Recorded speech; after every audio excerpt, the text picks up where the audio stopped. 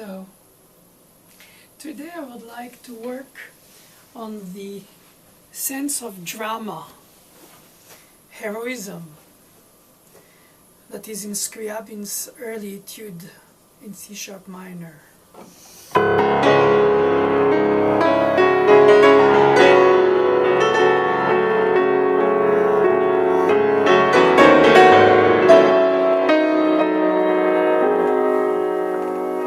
What is very striking, and purposely so, is that it starts with a blast, but mostly it's rising. It starts from the depth to the subdominant, to the dominant. That is the sense of heroism that is the late Romanticism of the 19th century in Europe.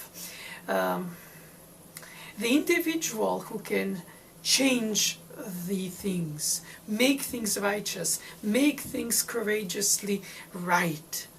And I think that this sense of idealism already Schumann started with his Neue Zeitschrift für Musik, and the usage of music beyond the form and the shape of Haydn into the expression of self-determination, of one's own tragedy, soul, life, journey, energy to share with the others is something that is contagious. And Chopin writes his revolutionary etude in Paris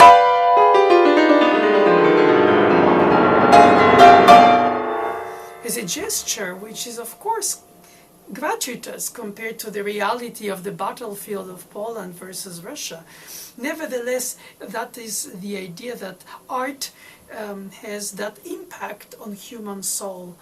And Scriabin, Rachmaninoff, later Mettner, are in that late tradition after Liszt of this heroism of the Romanticism as a period of the 19th century Europe, which comes from the Age of Enlightenment in the 18th century and later 17th, where the fear of God and the rulers is suppressed by the capacity to self-organize, but under an empire or a large entity of ruling classes that overpower the individual flame other than the landowners. And to own a sonata does not mean much. Of course, even today, compared to corporations that own stock, that can own the planet, or armies that own enough nuclear devices to destroy the planet several times if they fight each other. So at these levels, the fragility of the artwork is, of course, very weak. But so is the I love you of a human to another, but at the same time seminal for all humanity. And I think that when you play the piano, through the piano, you play the music. Through the music, you express what the composer meant to express, and perhaps merging in traffic with your own sense of appropriation of that message, because it becomes yours the time of the performance or the looking at the masterpiece which exists besides us and besides the composer and beyond his time frame and our time frame and perhaps even the instrumental existence. So there is some kind of essence of being, of humanity, that is in the heroism. From Ulysses to today, from mythical figures till today. And Liszt puts in music Mazeppa, and the great poem from the poem of Victor Hugo, Lord Byron. And sometimes the music is not explicitly translating a poem like Gaspard de la Nuit by Ravel, with this fascinating poet Aloysius Bertrand, lesser known for the Romantic era. But again, when you translate music from a poetry without the words being said, it becomes a little bit more of a transfer of art form, more like a translation. So to come back to the Scriabin gesture, he starts on the downbeat and he starts on the tonic, and he rises to the dominant. Most of the Western music in Europe in the 19th century started with the upbeat to go into the downbeat. Like Chopin's introduction to the B-flat minor sonata. Or Beethoven's last sonata.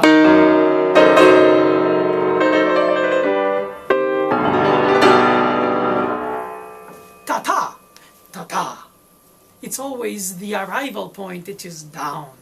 An upbeat that gives us the energy forward, that brings us further. Whenever in the Slavic Russian tradition music, the agogic of the musical sentence mirrors quite well the accents on the tonic first syllable of words. Боже мой in Russian, which means my God. Боже мой sounds like an exhaling, sighing.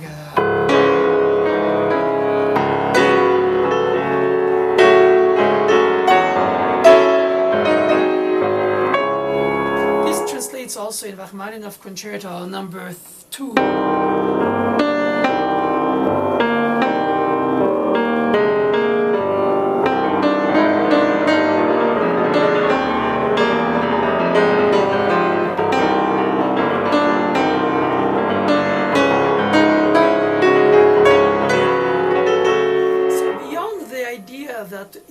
Or not connects to the literature and the orality of the expression of the phonemes by the composers in their own intellectual environment in which they produce their work. And that connection might or not be or is possible or acceptable to some or not. I think the idea that is vehicled besides all other ideas in the downbeat start of a melodic line, the downbeatish melodic structure of the rhythmic action, is the fact that you start with a sigh, therefore you start with an end. In a way, that's it, we finish the piece, and then we continue. It is not the case with Beethoven's Fifth. He starts with a very eighth note rest. Bach's first invention. Ta ta ta ta ta ta ta ta. Or Chopin's Barcarolle.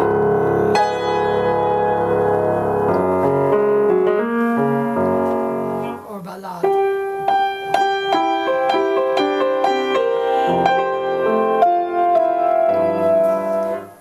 While most of the pieces that start with an upbeat tend to float, rebounds on the downbeat to the next.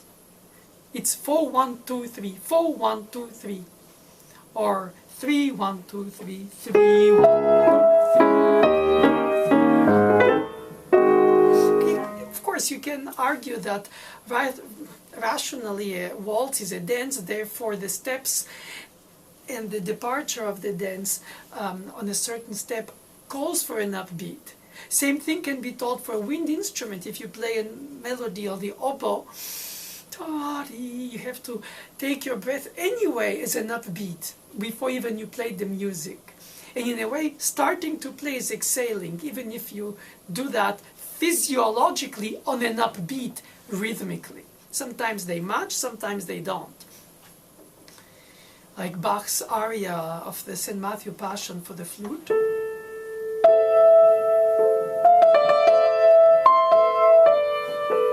Starts in an upbeat, of course.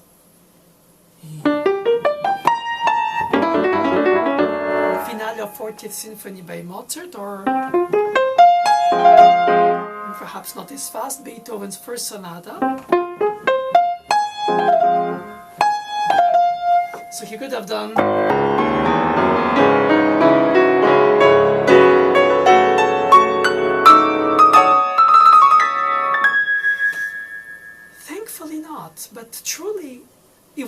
changed everything.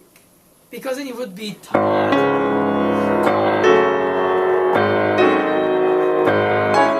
instead of. It doesn't mean accent. It doesn't really mean accent. It really means more of a weight, heaviness. Like you start with a grounding.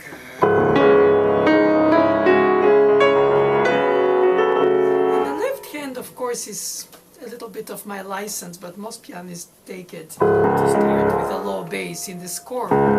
It's written on the regular octave of the bass line. But even so, it's written with an arpeggiated chord. And this arpeggiated chord already by itself, by delaying the first note, which is not plucked but arpeggiated, displayed, each of the sounds blossoming like a different fragrance that takes us to enjoy the fifth, the third, and the root. So we arpeggiate the chord. Nevertheless, in the Pathétique, Beethoven, he wants the impactful, dramatic chord, and his downbeat in the introduction. So it's something of an exception in his music, in terms of downbeat and plucked. But of course the fortepiano as an existence as an instrument allowed for that. Bach's Partita No. 2. There's also this impactful C minor chord of the Pathétique later to come. But our harpsichordish has to be not only arpeggiated but elaboratedly so.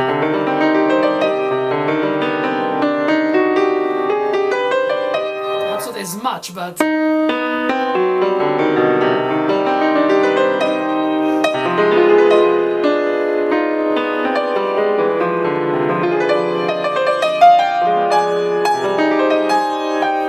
exaggerating as usual in the examples because it's very easy to do so to prove the point. But even within good taste, compared to Bach, Beethoven, or Scriabin, there are different three ways to start the launching of the piece, almost like a rocket having to take more energy from the ground up in order to go beyond gravity and break that heavy weight that pushes us down to ground. And that brings me to an anecdote. I heard that Scriabin's death in 1915 created a lot of turmoil among his friends during the Civil War, or World War I in the world at the same time, which is very, very trying times already then. Rachmaninoff, who grew up together at Zverev's studio with Scriabin earlier when they were children, paid an incredible, in my opinion, homage to Scriabin in these conditions of this time period, World War and Civil War, change of regime, and toured some of Russia immediately after Scriabin's death, playing his music in concert solo. And people supposedly of his friends, Shalyapin among others, famous basso, I was told, were not thankful or grateful to him, but came to scold him backstage, saying when Scriabin played his music, we were uplifted. And when you play his music, we are grounded. So I go back to that downbeat ground ding, as well as to the idea that the launching of the music from the melodic low note to the rising dominant, subdominant is sort of the etymology with the lifting of the rocket to go beyond the gravity. So it gives that sense of ejection.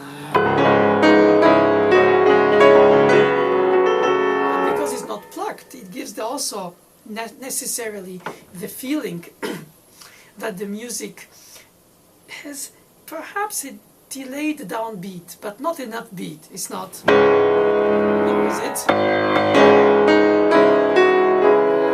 It's really as if Well, in Scriabin, specifically left hand, he starts with this 12th CGG, Do Sol Sol, sharp, sharp, sharp, obviously, dièse, dièse, dièse.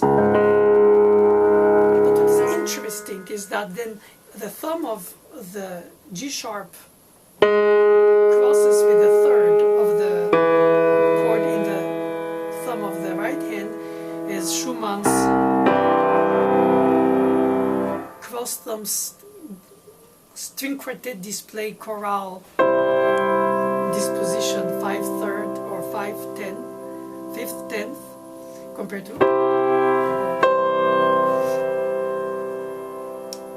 in here. So very often in his writing, coming from Chopin's tradition of the left hand's thumb being so far disconnected, almost dislocated from the 4 other fingers.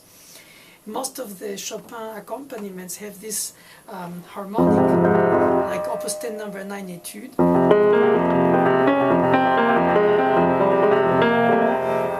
This stretch between the harmony and then a melodic secondary,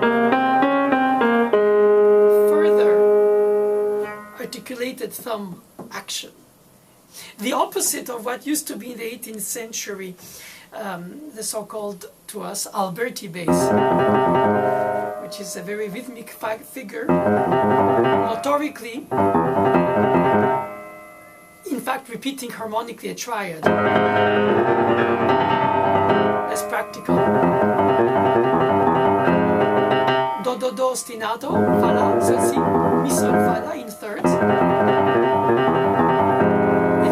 Energy, drive, rhythm, harmony, and at the same time pulse. So it's a very, very interesting device that was absolutely adopted by Mozart, Haydn, early Beethoven, who didn't. But in times of Romanticism again, the heroism asks for something that goes beyond the organized, beyond the rational. The Etude Op.2 No.9 by Chopin played with an Alberti bass would be a heresy.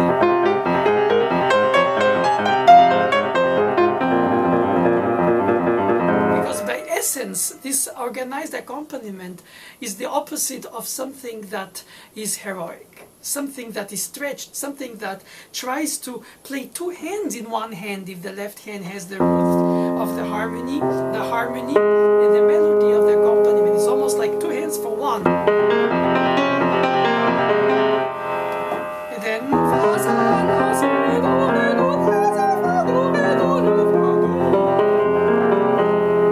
and somebody who should sing the right hand.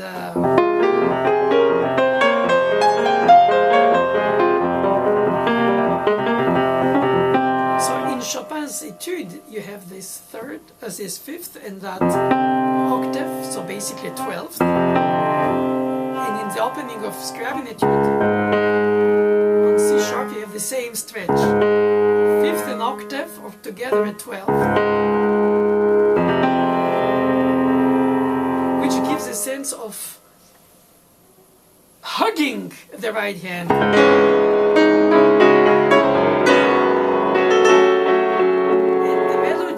Step motion. Whenever the harmony is in large leaps, like guitar or harp.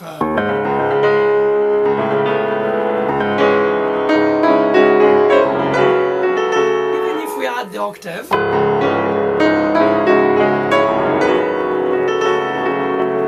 and that participates to that sense of heroism, of dramatic bravura.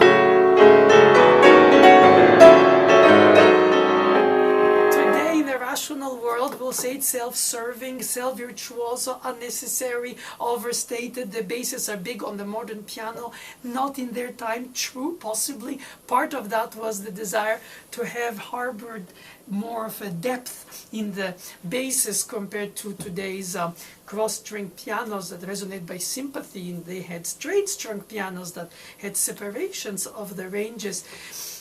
All that said, possibly so, because I've thought about it, and most pianists too.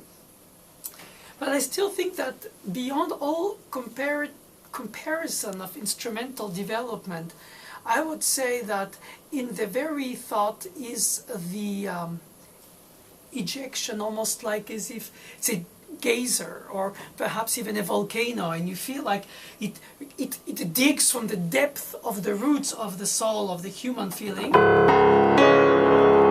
nothing but to reach the first chord and then inch melodically by step for the next two beats and go to the appoggiatura of the subdominant. But on the do sharp ostinato, whenever immediately from the second half of the phrase, which is starting with that subdominant, the bass also moves, exponentially expanding to the dominant. So you have this opening and then you have this stretching, as if he wants to hug, and then he returns to the tonic in the middle of the register of the piano. The range goes from straight down up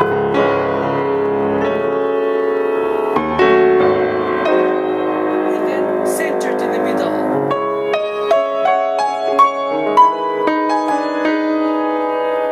Cadencing in the dominant.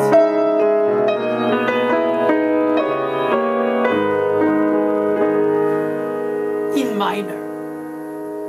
Because the piece is dramatic. Again, one of the reasons for which Romanticism uses very much the romantic psychological, I would say, manipulation of the audience, that the minor key is dramatic, sad and nostalgic and angry and unsettled and profoundly chromatic in a way because of the leading song. And also the minor third, even if sometimes the six is major, minor compared to this difference between major, minor in Baroque didn't exist as much. When Bach writes the second Prelude and Fugue in C minor from Book 1 of the Well-Tempered Clavier, if it was played in major, the purpose of it is not the mood. The purpose of it is the structure, is also its texture. It's basically a gesture compared to a meaning of the gesture. It's not so much descriptive music. Well, you could argue that too. Everything can be argued. But I find that if I play,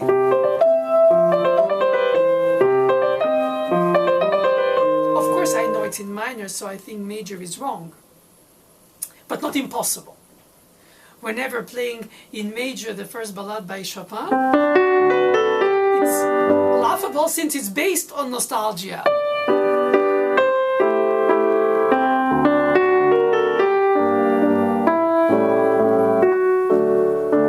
So when Scriabin reaches his dominant, G sharp minor, in order to return to the C sharp minor tonic, he majorized the third to remake of it what it was originally, a dominant seventh chord and not a minor triad. So the ending of the cadence on the dominant is mostly like after the initial energy bursts of the opening, more like a moment of almost sigh, perhaps acceptance of the dramatic faith that was almost denied in the beginning by the willpower of the heroism. We can! Dotted rhythm to add to it with anticipation, ta-da! To that sense of operatic effect of willpower over destiny. And then harmonize on the dominant in a more tender acceptance.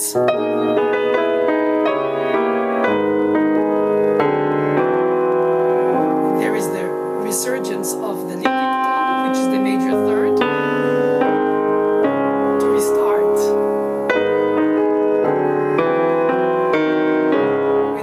accacciatura, accacciare, climb, appoggiatura, to lean. Both turning around the essence. And by syncopating, creating a tension release, and we start into the downbeat. So it gives...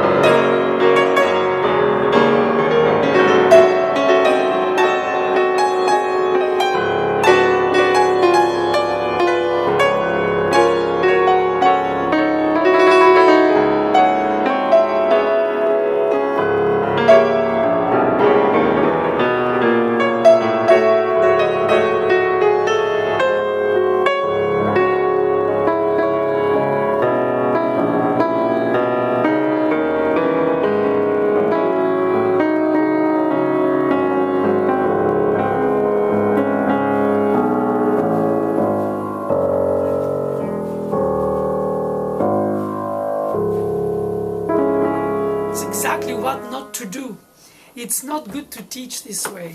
It's enticing ideas. It's almost deceptive. It's almost forbidden. It's not, it is. My teacher used to say, Mademoiselle Boulanger, if you really want to play his piece your way, why don't you write your own and play his? But what I do in this case, as kind of free improvisation I just indulged, is because sometimes I need to go beyond the words and just explore the mood of the landscape, of the atmosphere, of the expression of all these feelings of heroism, of rising and of dropping, of hoping and of delaying, of reaching and of perhaps indulging in a certain drama, which is also part of the Romantic era in terms of a literature movement as well. It's all about me, about the heroism. It's not about the work, God, or the piece, or the people. It's about me, and watch me indulge into this piece, which is what Liszt inaugurated with the recitals, as a gestural public position of the virtuoso. Rachmaninoff's concerti, Scriabin's Etudes and works are part of this incredible tradition, which today, in a rational world of all digitized, everything under control, not expressing one's feelings because it's impolite or perhaps inappropriate, and the levels of inappropriateness change like the dissonances of the past or the consonances of tomorrow in harmony. So things change, of course, and evolve in their time periods according to the amount of perhaps violence one can intake, as people did during the 20th century's 2 world wars. I think in the psyche it traumatizes of course they were traumatized by the Napoleonic Wars, they're traumatized by the invasions, they're traumatized by the impositions of the powerful over the weak, the majorities over the minorities, the language, the poetry, the very existence, the almost, one can say, identity of humans that went from the tribes through the tribal to the societal organization of political states, things which are always over the top of human condition, of most of humans at least. And I think that this appropriation by artists of their own ego, that ego trip, I think is part of what is enticing us also in that grand gestures that they had to speak of love, of death, of betrayal, of hope, even if they had not the technology of today where in an instant message you can probably, if you're powerful enough, bankrupt a country on a button of a computer through stocks, or perhaps you feel powerful because of it, like it used to be with pharaohs or kings who used to invade other countries and not consider the people for what they were, either because they colonized them, either because they think their religion is superior, whatever motivated them, even righteously so, become something that the music was praising. Whenever here the music praises the own artist's presence in society, and not Haydn as a slave of Esterhazy, even if in his time he was considered having the most of expected, for most people, jaloused contract to provide so much industrial music that today people will consider it slavery. So again, impossible to compare times. And when I indulge in improvising like this, of course I replunge in the past. It's a delicious thing to do, because in a way you feel freer than the notes of the piece, but you are within the landscape of the soul ecosystem of the time. Chromaticisms, delayed sevenths, the sense of bringing the chords to a resolution after different elements of it resolve. So by the time you fulfill that delayed expectation, you are, unless you finished, immediately embarked on the next phrase. And so in few short minutes, Scriabin says in notes much more than in hours anybody could explain, even if it's to teach. There are a little bit of injections of major in terms of mode that could be apparently connected therefore to a solace, again major being happiness, minor being sadness. I know it's a bit unsophisticated to say so when he goes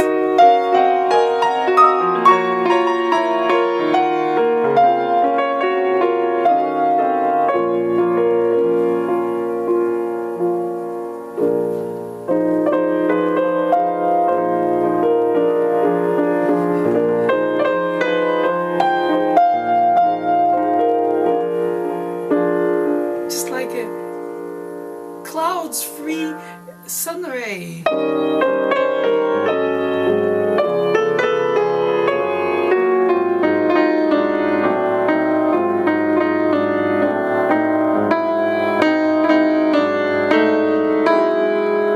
again the minor third of the dark cloud. The return to the drama of the opera.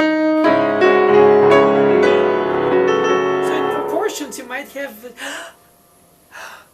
l'espace d'un instant, as the French say, the glimpse of a moment of hope that perhaps is solace, perhaps is desire to escape in daydream from this dark reality in which the dramatic opening plunges us.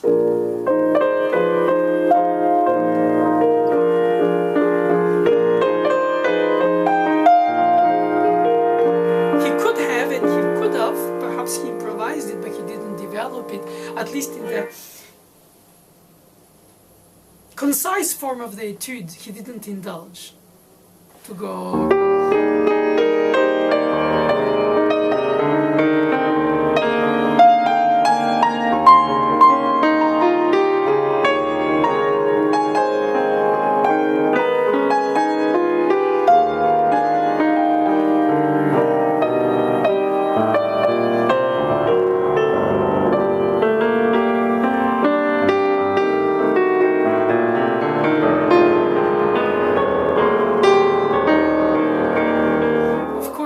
his supputations. You can think, if he did, why didn't he? How come he couldn't?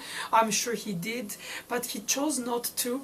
And in many aspects, the spontaneity of the writing of the Romantic era music is so as if lava that is frozen after an ejection from the volcano, and it was improvised notation, unrecorded on sound because of technology. Perhaps they would have bypassed the notation. Could they notate the sound right away, like today we can do with jazz improvisations?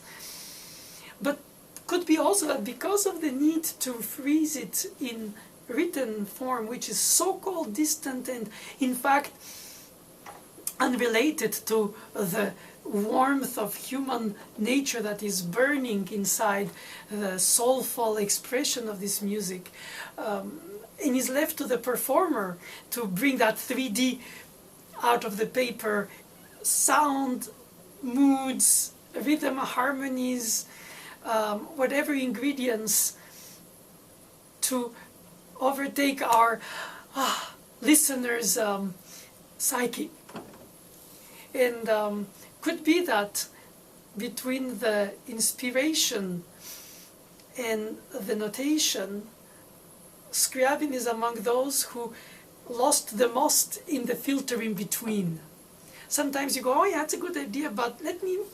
So by writing it, your poem that comes out of naturally of you with expression, perhaps inspiration, sometimes transcendation, you're transcended by the inspiration, you're bigger than your condition during a given short ephemeral moment of life, but you are, and you're given to express something that means to humanity. Yeah, I get lost in my own thoughts, but as usual. And factually, the music expresses something precise, while as well hinting so many other alleys of the human process, of the psyche, or of the destiny. It's like speaking a language in order to understand innuendos in the chosen words in the poem that are understood more or less, but hinted by the people of the same language culture. And when you translate only the meaning, you understand the meaning, so you know what's about, but you don't get these secondary tastes, these aftertastes, like when you taste a sauce or a soup or something that releases the taste after the initial merging with the palate's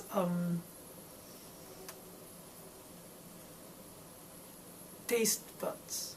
Yeah. I like to say often, unfortunately, there are no eyelids to the ears as there are to the eyes. So when you play something so intimate, it's easier to close the eyes.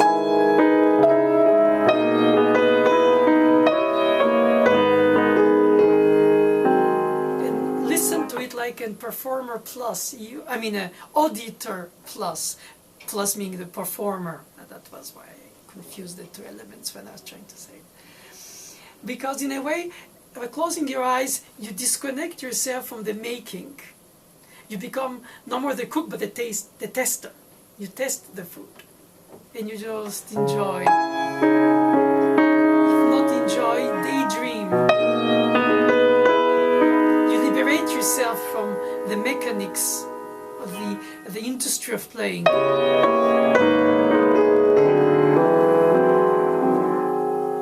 But you cannot do that to the ears, thankfully. Unfortunately for Beethoven, but that was a rare case. Though most composers anyway are deaf when they compose, in order to compose what is from inside out, rather than be polluted by all things outside in. Well, polluted is perhaps a strong word. But today, probably more than before, since there is music for anything constantly on, compared to their time. No electricity, nothing, except their own volition.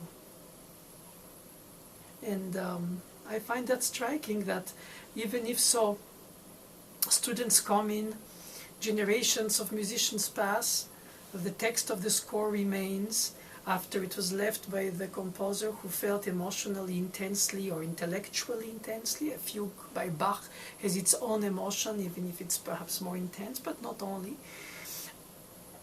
And then we arrive on it and go, oh.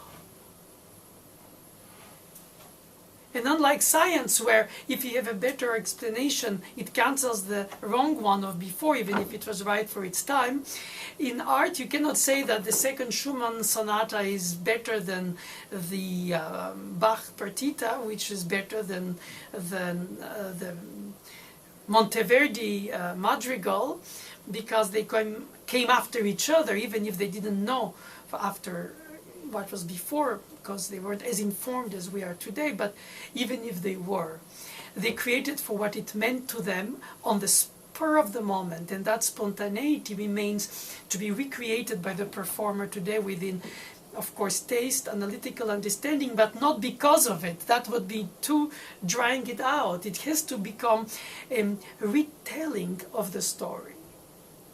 And not all performers are composers, and perhaps they should have been if the education stopped early funneling into different directions of musical education for performing or understanding, or organizing, or composing, or orchestrating, or arranging, or managing, etc. Perhaps it's the times that ask for it, but nevertheless,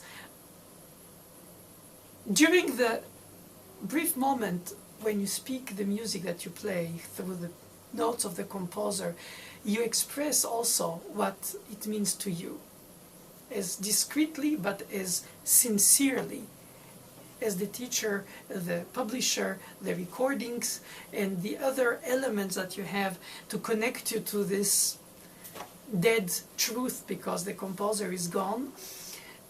We cannot always study with the composer, so we study with teachers who represent the composer and are stuck between the score and the composer's idea, which they claim more or less to care, or know, impose, or contradict with others. Oh, it's too loud, oh, it's too fast, or it's too much rubato, it's not enough rubato, shouldn't allow this, shouldn't allow that. Scholars versus virtuosos, teachers versus performers, chamber musicians versus accompanists, collaborative piano in terms of political correctness to express it. But in fact, all of this is a participation to a general sharing of a composer's gift, which is an impulse of intellect, of emotional drive that brings us to connect to it meaningfully to us. So a performer shares with their audience today something perhaps irrelevant outside of the realm of the concert hall, because of the technology, the time, the sense of concentration that is shorter than before, or needs to be more diverse and changing. The fact of going directly to search for an information on a search engine versus browsing through a book and then seeing other things that you wouldn't have gone through, that can perhaps bring your attention and trigger your curiosity and make you perhaps discover something new for humanity by accident, most of the time actually. Times change, music remains, the meaning of it evolves through the instrument, but I don't think through the sense and the essence of that Romanticism of Europe. 19th century is the freedom from the form and the self-expression of oneself as a people or as an individual over the mass and over the ruler. And I think Beethoven and Chopin, Mozart, among the earlier ones, did not belong to a court, not to a rich person's as an ownership, like the cooks and the cleaning people and the coach drivers, which they were. It's like music was part of the accessories of life, like today's MP3, yesterday's radio. Then they had to have them live. Lully's violinist around Louis XIV, the King of France, accompanying his souper for the lunch, or for the dinner rather, and so on. So functional music, and here it's only music of the soul. beyond its function and beyond its time period, away from its ecosystem, just for what it is. Connection to the eternal search of human psyche. Why, when, where, how much? Will you, please?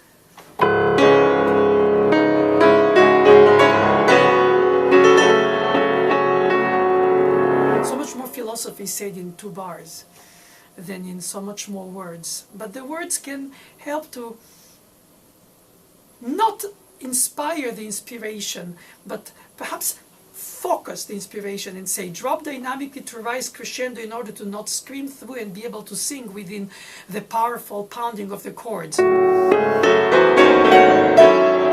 Rather than syllabically stating each note, ta, re, mi, fa, sol, do, si. I would like to tell you how much. However, it could be also a dramatic effect of using this rhetoric of syllabic insistence. After all, Beethoven's 5 notes are supposed to be the knock of the, they say, I think is perhaps cheesy to say so, but of destiny on the door, calling you, as if death calls you.